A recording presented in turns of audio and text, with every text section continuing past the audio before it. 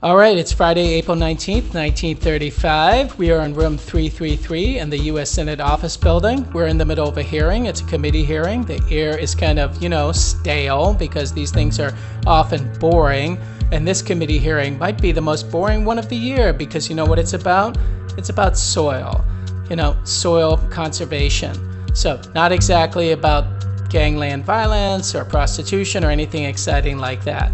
At the table giving testimony is Hugh Bennett, better known as Big Hugh Bennett.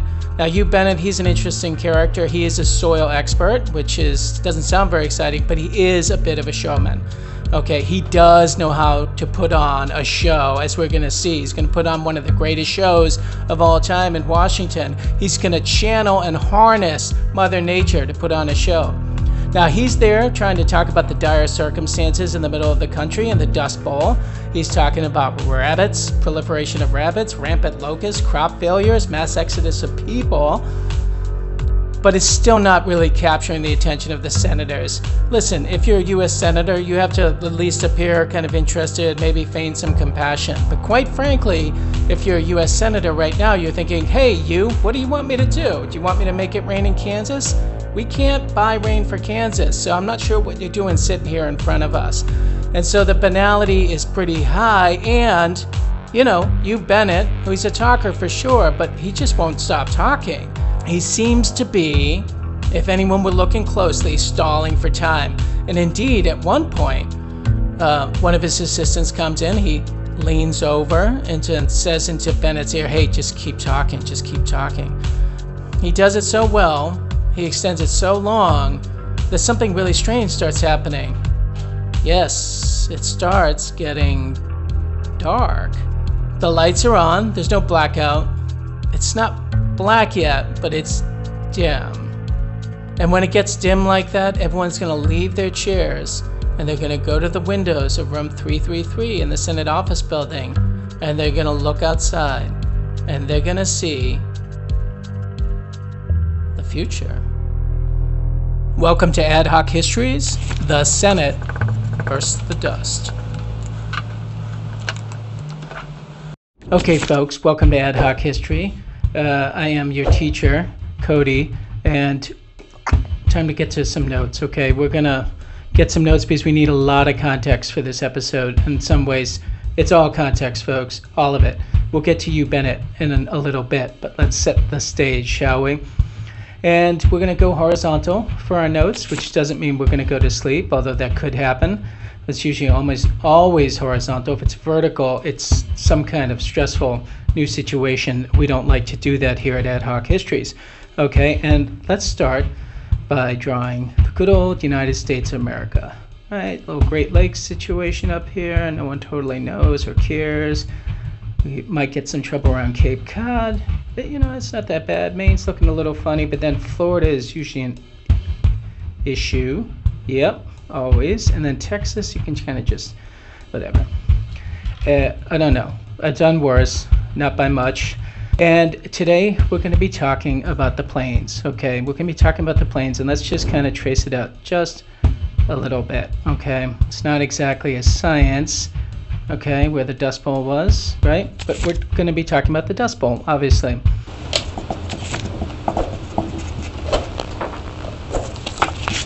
Now, the first thing that's going to happen in our sequence is that people are going to be drawn out to the plains, right? Because you got to get people to move out there in the first place. And so how are they going to do that? Well, they're going to do it with brochures and posters, okay? The internet of its day. Well, I think I would seriously, if I was in New York City or in Boston and I wanted to be a farmer, this could totally get me out there. We got a start in the woods, excellent climate, health, pure, abundant water. A lot of people have been suckered by worse posters than this one. Let's check out this one from Western Canada here. I like the color on this one. They're beautiful poster. Homes for everybody, easy to reach, nothing to fear. Ooh, I like that one, protected by the government. Wheat, land, rich, virgin soil. Yeah, you know what? Sign me up, I'm on my way. And so people are gonna come out from the east. These people don't have a lot of money to start with, okay? They're not rolling in dough. So whatever investment they're making in this place, that's it. It's not like, gee, I don't like it here on the prairie. I think I'll move to Portland, Oregon. I've heard they got good coffee. And in fact, when they do get out, this is not what they see. Okay, probably the closest picture is this. It's just flat, kind of flat nothingness, but they can't go anywhere. And so like good Americans, they settle down and they make do. There's a decent aquifer under the ground. There is water there. They're gonna eke it out. They're gonna build this kind of house.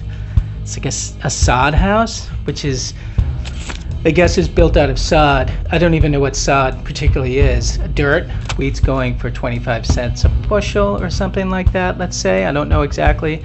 And they're able to survive. They've just passed the point in which they're not worried that they're all gonna die. Okay, so let's get back to our notes. And quite honestly, this is a little frightening because what is going on here, this is being settled. Something's about to change over here, and that means I have to, over here, draw Europe, okay? And usually with my class, they don't know what Europe looks like, so I'm pretty safe here. There's something that's going to happen in Europe in a little place called Sarajevo, and I think you know about it, right? Boom, Franz Ferdinand. Wait, it's not that. Franz Ferdinand. Boom, Franz Ferdinand. That's right, Franz Ferdinand. Check out this image. Okay, Franz Ferdinand is going to get shot in Sarajevo. By the way, anything weird about this photo? Does anyone ever really thought about this photo? Look at this. The guy is in a convertible. He's in a ragtop convertible. I don't think that was a really good choice. But Franz Ferdinand gets shot in Sarajevo, in the Balkans, of course. And this is going to set a bunch of things in motion, because what we need to talk about now is the Ottoman Empire. Okay, the Ottomans are the sick man of Europe. They haven't industrialized. They're really far behind. The Greeks have been kicking their butt in the Aegean Sea. They're really in a very embarrassing place. They lost the Balkan Wars. Now, let's draw what I think is maybe the most important piece of land in the history, at least of the Western world, which are the Dardanelles. Okay, we're going to do the Dardanelles. This is kind of terrible what I'm doing, but whatever. You get the point. This is the Black Sea up here, okay? And then that's this a tremendous strait, the Bosphorus and the Dardanelles. It goes out to the Aegean Sea, and then the Mediterranean beyond it. Okay, now the Ottomans are sick. The British are very concerned about their sickness, mostly because guess what? You know who would love to have a date with this sick Ottoman? Is the Russians. Why would the Russians want a date with the Ottomans? Well, because their lifelong dream is to be able to take over the Dardanelles so that they'll always have access to warm water. The big Russian bear can come paddle around happily in the Mediterranean, and this is going to cause all kind of havoc, and finally that Russian bear is going to be set totally loose upon the world. So this is the great anxiety of the British. Now, Franz Ferdinand being assassinated means that all of this is about to scramble big time.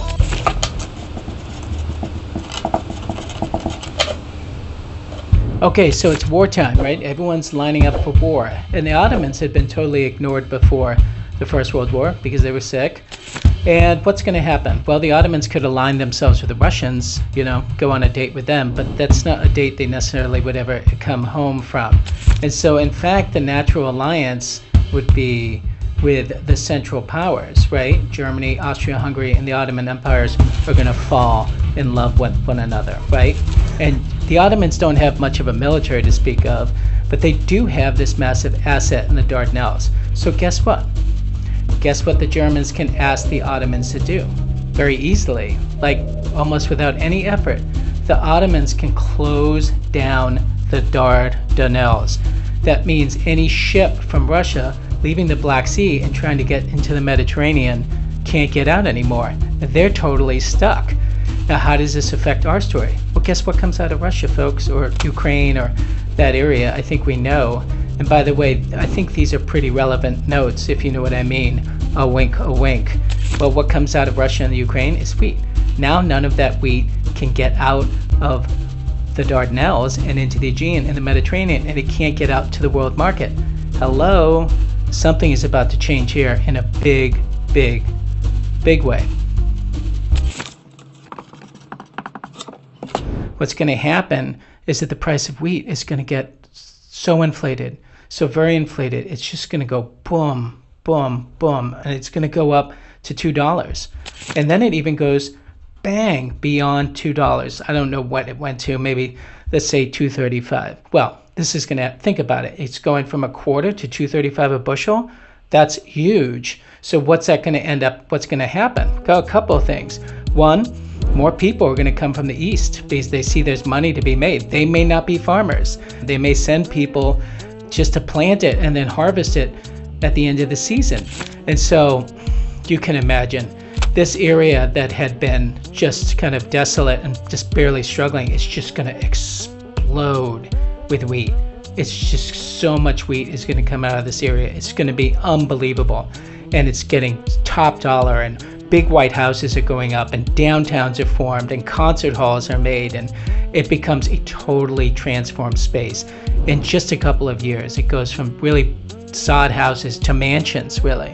It's not going to last, right? I don't need to tell you that.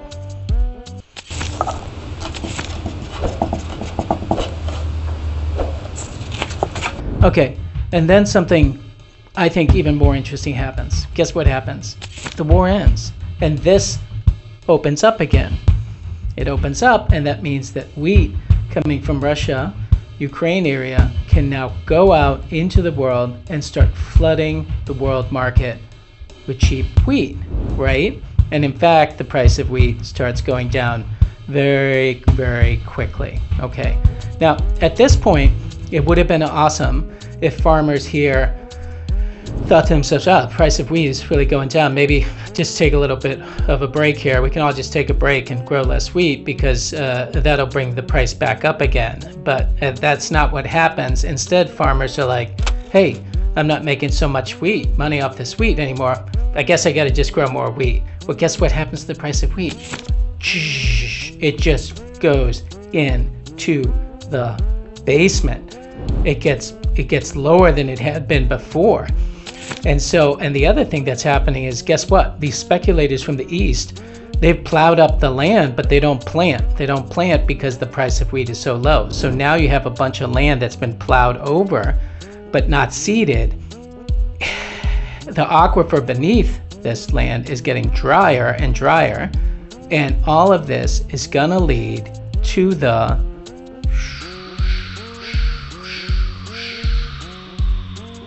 Dust Bowl, my friends.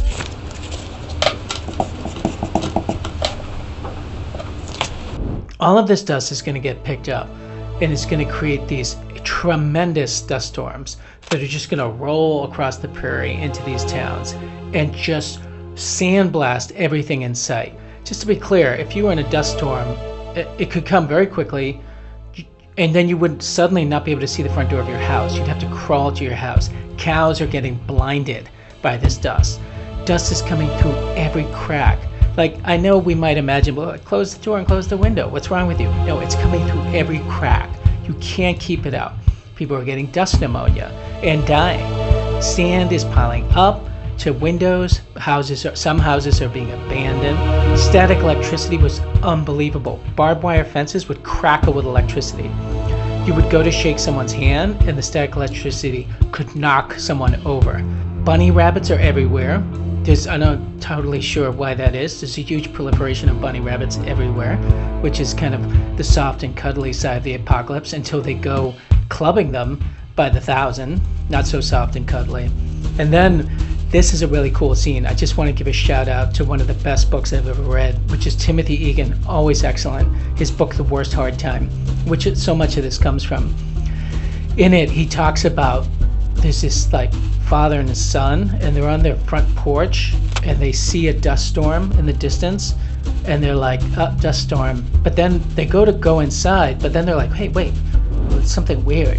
Like, this dust storm has some kind of intelligence, and it's not a dust. It's like this swarm of locusts that's like going, it looks like a dust storm, and they come and they eat everything in sight.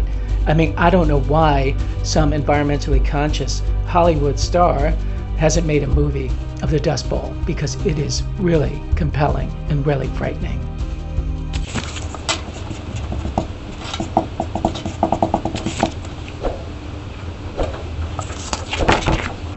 Now, this is going to bring us back to where we started, which was in the Senate with Hugh Bennett.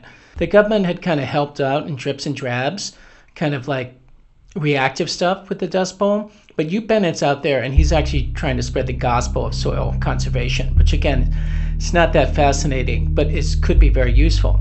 Now, interestingly enough, and probably understandably, there's actually a lot of pushback in the government about this.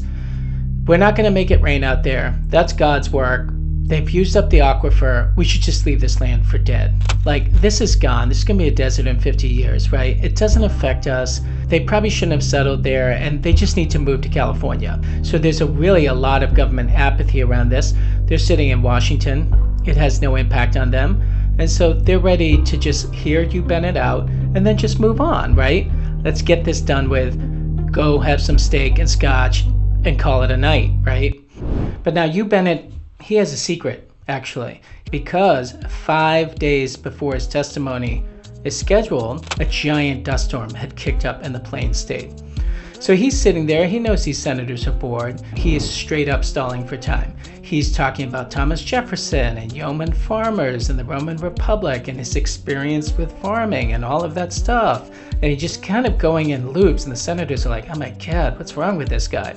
One of his associates says, hey, just keep stalling, keep stalling. It's almost here. We're inside the hour. And Hugh Bennett just keeps talking and talking and talking. Senators are like, can't wait to get out of there. And then what happens is that it just starts getting a little darker and darker in the room, and the senators are looking at the window and they're like, I didn't think it was going to rain today. I didn't hear any forecast for rain. The senators and everyone else in the room start going to the window. They're looking out at the window, and the horizon is getting darker and darker and darker, and that dust storm that 5 days earlier had kicked up in the Plains has now reached Washington, D.C. Bennett says, ladies and gentlemen, there goes Oklahoma. And he gets everything he wants. The next day, the Senate gives him everything he wants. Why? Because it's real for them. It's real for them now. He's made it real for them. That's showmanship. And so I think, my friends, that we have a clear winner in this episode. Don't you? I think it's dust. I mean, look around your house. I mean, if ever there was a winner, it's dust. The senators will come and go. They'll get bored. They'll go home. They'll die. But the dust will always be with us. Okay, guys, but, before you leave, you got homework. Of course, if you haven't, please subscribe to our channel. Follow us on TikTok, Instagram. If you want to post your version of the notes, hashtag #AdHocSenate. Okay? I'm sure you can do those continents better than I can. And then for your real homework, maybe, let's get our ad hoc cards going. You can find out even before I find out, because I'm going to flash it to the screen. That's kind of boring. Find an article from me related to the Dust Bowl. 5 questions. I'll take. You're basically giving me homework, okay?